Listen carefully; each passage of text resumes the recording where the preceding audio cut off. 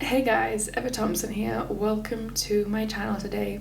In this video, I want to talk to you guys about labeling people, labeling situations, labeling the past. I think it's very important to talk about this because as human beings, we do this without realizing. And if you are an RJ sufferer trying to heal, it's likely that if you find yourself doing this a lot, you are hindering your healing process, and it can actually hurt you and of course hurt your relationship and your partner.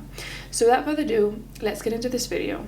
What I mean by labeling is putting people or situations or events in little boxes in your mind. So labeling them as good or bad. Now, under this umbrella of good and under this umbrella of bad, there are a lot of different words and feelings that can tie into it. So what I mean is, under the category of good, if you have people in your life that you consider good, such as people that are maybe generous or loving or kind towards you, in your mind this person is a good person.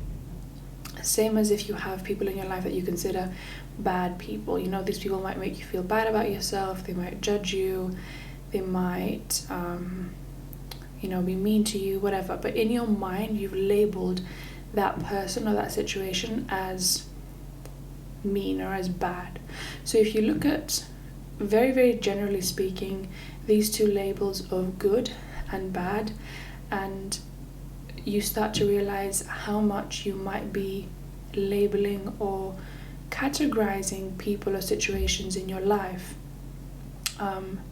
you also might begin to figure out how this actually can hinder your understanding of people. And talking specifically about retroactive jealousy in the past, the reason that I'm making this video is because I've talked to so many people that obviously view their partner's past as bad. Some people even criticize their own partner, calling them names that are derogatory, like stupid or slut or an idiot for doing what they did. The reason people do this, so the reason people sort of categorize things in their mind in the first place, is so they can feel like they have an understanding of it, like they have some sort of control over it by labeling it and putting it in a box. As well as, a lot of the time, it makes us feel right. It makes us feel good about ourselves when we dismiss a person or a situation as idiotic or stupid or bad. So I was talking to one of my clients the other day and this came up, and I think it's very important to talk about, because when it comes to labeling our partner's past and labeling our partner, it kind of, again, it hinders our understanding it hinders our understanding of them.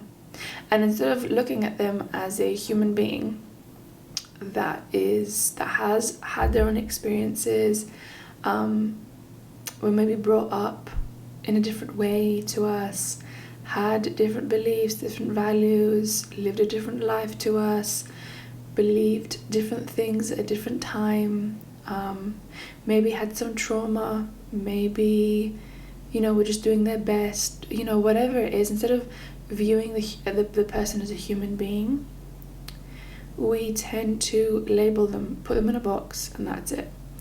And the thing is, when you call someone stupid or when you say your past is bad, there is no comeback from, you can't really, as the person that's been labeled, you can't really come back from that. You don't have you can't really defend yourself. That's what I'm trying to say. Defend yourself against your partner, or against whoever's calling you these names. So if someone comes to me and says you're stupid, you're an idiot, that's just such a broad label. And how do I how do I sort of defend myself? How do I explain myself when a label is so, it's such a big thing to say to someone. Same as if you say your past is bad, or you're a slut. And I am saying these words because these are the words that I hear all the time when I am talking to clients. If you take a step back and you take all these labels away and you look at it for what it is, you don't make it about yourself. You don't even make it about your partner. And you look at it more as life that just happens and is not good or bad, it just is. It will help you a lot in your retroactive jealousy recovery journey. And I know this is not necessarily easy, and it might take, the one thing it will take is awareness. So when you find yourself doing this and you find yourself labeling a person or a situation, instead of actually trying to maybe understand the human being behind it, it will help you a lot.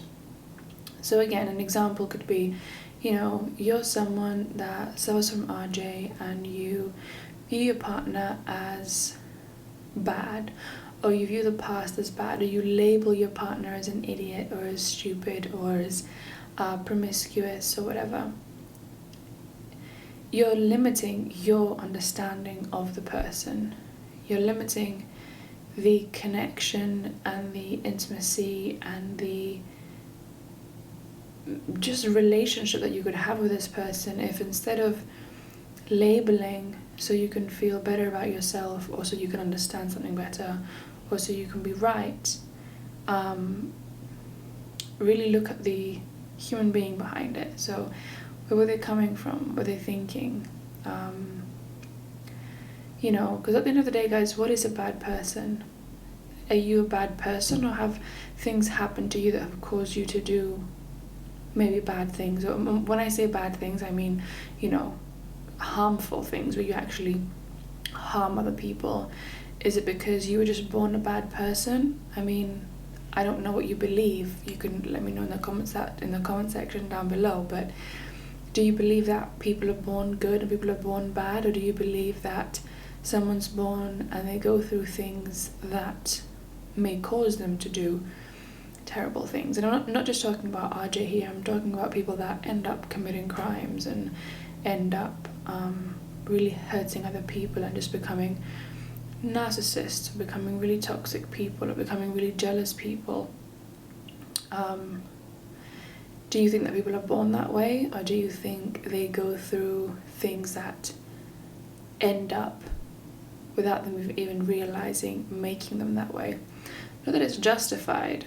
That's not what I'm saying at all. I'm just saying it will help you when you step back, and instead of dismissing something or someone as good or bad, you look at it for what it is, and you try to stop yourself from just, you know, calling someone an idiot and moving on. So you can feel, again, maybe superior, so you can feel like you've got more control and more of an understanding of a situation.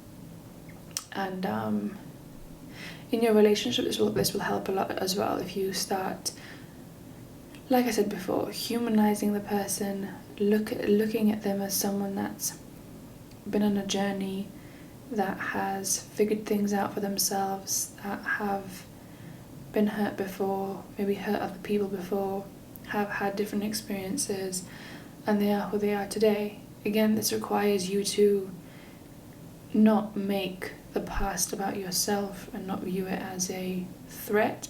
And if you do view it as a threat, become aware of that and ask yourself, why? Instead of just labeling your girlfriend as a slut, you know, is that fair to put someone in a box like that? Or is it better to actually understand where this person might be coming from, what they've been through, what they were thinking, how they think, why they think the way they think? I mean, it's interesting to figure these things out about your partner anyway, and not in a way where you're asking questions and you're feeding into compulsions. No, I'm talking about actually trying to understand the human being that you are with, for the human being that you are with, without judging or making things about you. So I hope this video helped you guys. If you have any questions, please leave them down in the comment section below. I'm really interested to hear your take on this. Like, do you think people are born good or born bad? Do you think people are born stupid and born sluts? Or do you think that things happen in life and it causes people to act in different ways? Yeah, I'd be really interested to know. But I hope this video helped you. If you've got any questions, let me know, and I will see you again next time. Take care, guys.